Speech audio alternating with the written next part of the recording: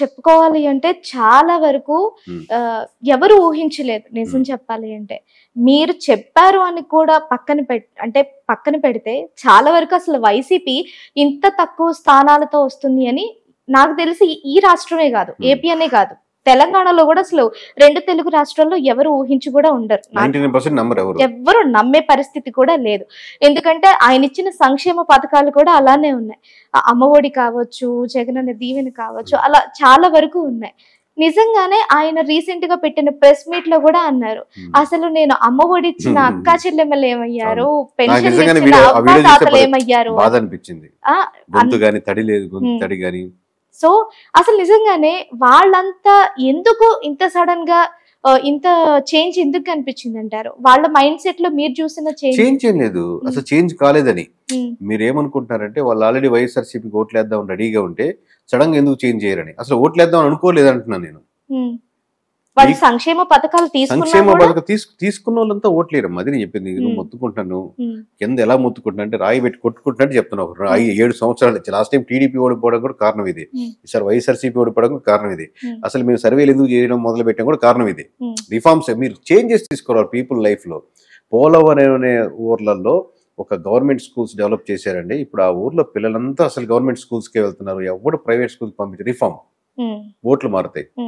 మీ ఊర్లో పెన్షన్లు ఇస్తున్నారు, మీ అమ్మగారికి పెన్షన్ వస్తుంది అనుకోండి, ఎవరికో ఏదో పెన్షన్ వస్తుంది, మీ ఇంట్లో పెన్షన్ మీదే జీవితం గడిచిపోయే వాళ్ళ, పెన్షన్ వస్తుంది కాబట్టి తీసుకునే వాళ్ళ, అది ప్రభుత్వం ఇవ్వాల్సిన ఒక అదొకే ఇస్తుంది కాబట్టి పెన్షన్ మీదే నడుస్తుంది జీవితం కాదు కదా. పెన్షన్ మీదే జీవితం నడవనప్పుడు వాళ్ళు పెన్షన్ ఆదాయం ఇస్తున్న వాడికి ఎందుకు రుణపడి ఉంటారు? మీరు ఇస్తున్నారు, తీసుకుంటున్నాం. మీరు 2000 ఇస్తే 2000 తీసుకుంటారు, 3000 ఇస్తే 3000 తీసుకుంటారు. అవసరం ఉండే వాళ్ళ సెక్షన్ ఉంటుంది 5%. ఒక ఊర్లో 100 కుటుంబాలు పెన్షన్ తీసుకుంటున్నారంటే ఒక 5%, 10% పెన్షన్ మీదే జీవితం నడుపుతుంటది. వాళ్ళకి 10,000 కూడా అవసరం ఉంటుంది. ఇంకా 5,000, 2,000 కాదు, ఎంతైనా అవసరం ఉంటుంది. అంటే వాళ్ళకి కుటుంబం నడవాలన్నా, రేపొద్దున ఇంకోటైనా జబ్బు. మిగతా ఇచ్చే 2-3 వేలు అసలు మీరు వెళ్ళేసరికి వెళ్ళిపోద్ది. బియ్యం పంచుతారు అనుకోండి, బియ్యం షాప్ వెళ్ళేసరికి ఈ బియ్యం అమ్మేస్తుంటారు ఆల్రెడీ. ఇంకా జీవితంలో చేంజ్ అయింది, బియ్యమే కనపడపోతే. ఎంతమందికి ఎన్ని పథకాలు ఇచ్చారంటే, పథకం అనేది నిజంగా వాళ్ళ లైఫ్లో చేంజెస్ అవుతుంటే, రిఫార్మ్స్ తీసుకొస్తుంటే, వాళ్ళ మనసుకు కనెక్ట్ అయితే వాడి కులాన్ని దాటి ఒక దానికి ఓటు వేస్తాడు. లేదా కింద సెక్షన్ కులమే మళ్ళీ, లేదా కింద సెక్షన్ వ్యతిరేకత, కింద సెక్షన్ మళ్ళీ ఈ స్టేజ్కి వస్తారు. నేను ఈ సెక్షన్ వీళ్ళకి ఓటు వేయాలనేది. మీరు పైన ఒక లేయర్ వేయకపోతే, అంటే ఇటుక రాయికి మధ్యలో సిమెంట్ వేయకపోతే అతుక్కోదు. కేవలం రాళ్ళు పెట్టినట్టు పెద్ద గోడలా కనపడితే సింపుల్ గా పడిపోతాయి. ఎంత పెద్ద గోడైనా, టీడీపీ గోడైనా, వైసీపీ గోడైనా, జనసేన గోడైనా. మీరు సిమెంట్ అంటే ఎమోషనల్ టచ్ అవ్వాలి. అదే ఒక 10 కాలాల పాటు ఉంటుంది, 10 ఏళ్ళు కాదు, 20 ఏళ్ళ పాటు మీరే ప్రభుత్వాన్ని నడపగలుగుతారు. ఓకే, చాలా మంది వైసీపీకి సంబంధించి అంటే వైసీపీని అభిమానించే వాళ్ళు కావచ్చు, జగన్ గారు కూడా కావచ్చు, చాలా వరకు ప్రజలు నన్ను మోసం చేశారు, వైసీపీకి అభిమానించే వాళ్ళు కూడా జగన్ గారిని ప్రజలు తీసుకుంటున్నట్టుగానే తీసుకొని మోసం చేశారనే మాటని ప్రతి ఒక్కళ్ళు అంటున్నారు.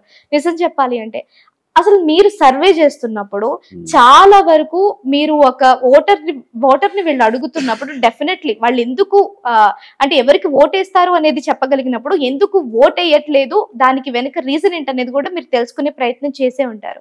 అంటే అసలు మీరు మెయిన్ గా విన్న కారణాలు ఏంటి? జగన్ గారు కానీ వైసీపీ ప్రభుత్వం కానీ దిగిపోవడానికి అసలు ప్రజల్లో ఉన్న అంత వ్యతిరేకత ఉన్న కారణాలు ఏంటి అంటారు? అంటే ప్రధానంగా కూటమి అడ్వాంటేజ్. కూటమి అడ్వాంటేజ్. మిగతా వాళ్ళు మోసం చేశారు మా జగన్ అనేది అంటారు కదండి. అంటే ఎందుకు, ఏం మోసం అంటే ఏంటి? 1,33,30,00,000 మంది మీకు నిలబడ్డారు. అరౌండ్ 40% ప్రజలు మీ వైపు నిలబడ్డారు. 38-40% అనుకోండి. అంటే వీళ్ళు మోసం చేసి మిమ్మల్ని నమ్మారు. మిగతా మధ్యలో కొంతమంది నమ్మకుండా అటు వెళ్ళారు. ఎందుకు నమ్మకుండా వెళ్ళలేదు? వాళ్ళు మోసం చేసినట్టు కాదు. వాళ్ళకి దే ఫెల్ట్ దట్ రోడ్లు బాగాలేవని, దే ఫెల్ట్ దట్ ఈ క్యాస్ట్ పరంగా నేను దీనికి ఓటు వేయాలని, దే ఫెల్ట్ దట్ ఇక్కడ మనకు రాజధాని లేదని, దే ఫెల్ట్ దట్ మామూలు ఇక్కడ ఏదో కడపలో ఇష్యూ జరిగిందని. ఇలా ఒక్కొక్కరిది ఒక్కొక్క అంశం, అందరిది కామన్ ఒకే అంశం కాదు. మీకున్న రిక్వైర్మెంట్స్ నాకు ఉండవు కదా, నాకున్న రిక్వైర్మెంట్స్ మనోడికి ఉండవు. ఎవరి రిక్వైర్మెంట్స్ వాళ్ళు బట్టి మీరు దానికి అన్నిటికీ పెంచింది ఏదైనా చేస్తుంటే వాళ్ళు ఉంటుంది. కేవలం అకౌంట్ లో డబ్బులు వేసాము, నేను సిలిండర్లు ఇచ్చాను, రేపు సూపర్ 6 అయినా అంతే, నేను అకౌంట్ లో డబ్బులు వేసాను, సూపర్ 6 ఇచ్చాను, సూపర్ 10 ఇచ్చానంటే ఏం వర్కౌట్ అవ్వవి. ఇవి నేను చెప్తూనే ఉన్నాను మామూలుగా ఇదే విషయాన్ని. సో ప్రజలు మీరు ఇచ్చారు, మేము తీసుకున్నాం, మాకు నచ్చలేదు, మేము వేరే వాళ్ళకి కొట్టేసాం. ఇదే కదా సినారియో. ఓకే, ఒకటి కేకే గారి సర్వే, 2 వైసీపీ వాళ్ళు ఆరోపిస్తున్న ఈవీఎం స్టాంపరింగ్. అంటే అసలు నాకు ఒకటి అర్థం కాని విషయం ఏంటి అంటే కేకే గారు అంటే సింగిల్ డిజిట్ చెప్పడం కావచ్చు, ఎందుకంటే 2019లో మీరు సింగిల్ డిజిట్ చేసి వినండి, 2019లో మీరు సర్వే చేశారు. సేమ్ లైక్ జగన్ గారికి కూడా మీరు చెప్పిన డిజిట్ వచ్చింది. అప్పుడు కూడా టీడీపీ వాళ్ళు ఆరోపించింది ఈవీఎం స్టాంపరింగ్ జరిగింది, అటువైపుకు వెళ్ళిపోయాయి ఓట్లు అని. 2024లో కూడా అదే జరుగుతోంది. కేకే గారు సర్వే సింగిల్ డిజిట్ వచ్చింది, at the same time YCP వాళ్ళు ఈవీఎం స్టాంపరింగ్ జరిగింది, కూటమి కావాలని మోసం చేసి ఓట్లన్నీ మాకు రావాల్సిన ఓట్లన్నీ అటు వెళ్ళిపోయాయి అని.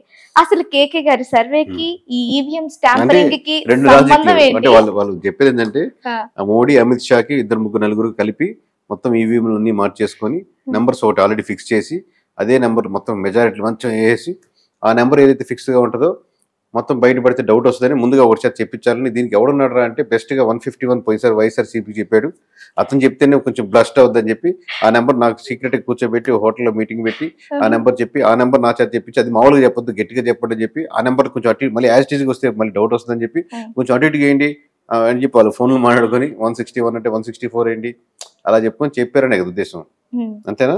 అలా వాళ్ళకి అవకాశం ఉన్నప్పుడు మన బీజేపీకి కొన్ని సీట్లు ఎక్కువ వేసుకుంటారు కదా వాళ్ళు. ఇప్పుడు బీజేపీకి కంపల్సరీ టీడీపీ అవసరం పడేంత పొజిషన్ తీసుకోరు కదా. ఒకటి నిజంగా మెజారిటీలు ఇవ్వాలంటే చంద్రబాబుకి మెజారిటీ పెంచుకుంటారు కదా, లీస్ట్ మెజారిటీ ఇవ్వరు కదా. కాంగ్రెస్ కి ఇన్ని సీట్లు ఇవ్వరు కదా, కాంగ్రెస్ తగ్గించేస్తారు కదా ఫస్ట్.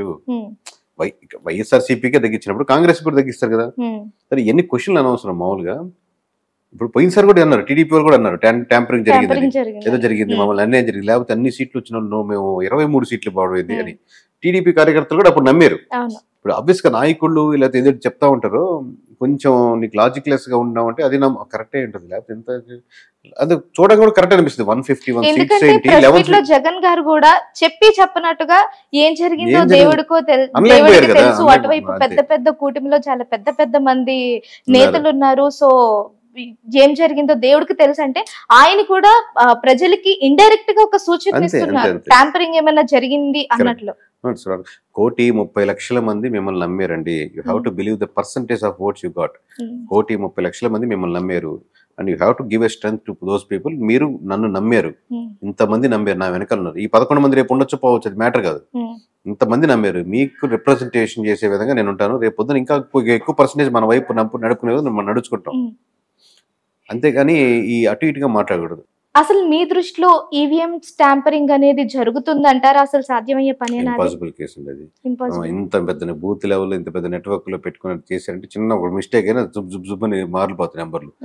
ప్రతి ఒక్క నియోజకవర్గం ప్రతి ఒక్కటి క్రోడీకరించి చేసి అలా చేసుకున్నప్పుడు వాళ్ళకే ఫేవరెట్ గా వేసుకునే ఆస్కారం ఉంటుంది. ఇంత రిస్క్ తీసుకోరు కదా. బీజేపీకి మంచి ఇప్పుడు 400 పార్ అన్నారు, నీట్ గా అదే లెవెల్లో వేసుకునే వాళ్ళు ఇంత అవకాశం ఉండేది కదా. సరే 400 అంటే డౌట్ వచ్చినా 380 కన్నా ఉండేవాళ్ళు కదా ఏ కేసు వేసుకున్నా కానీ. బట్ కేఏ పాల్ గారు కూడా ఒక స్టేట్మెంట్ ఇచ్చారు, మా ఇంట్లో నుంచే నాకే 22 ఓట్లు పడ్డాయి, తీరా చూసుకుంటే ఇప్పుడు నాకు 4 ఓట్లే ఉన్నాయి, మరి మిగతా అసలు 18 ఓట్లు ఎటు వెళ్ళిపోయినట్టు అని ఆయన కూడా హైకోర్టుని ఆశ్రయించారు. అసలు దీని వెనుక మర్మం ఏమై ఉంటుందని మీరు అనుకుంటున్నారు? అంటే వాళ్ళ ఫ్యామిలీ మెంబర్స్ ఎవరు కేసారో మనకు తెలియదు కదా, మనం వాళ్ళని వ్యక్తిగతంగా అది వాళ్ళ ఇష్టం కదా.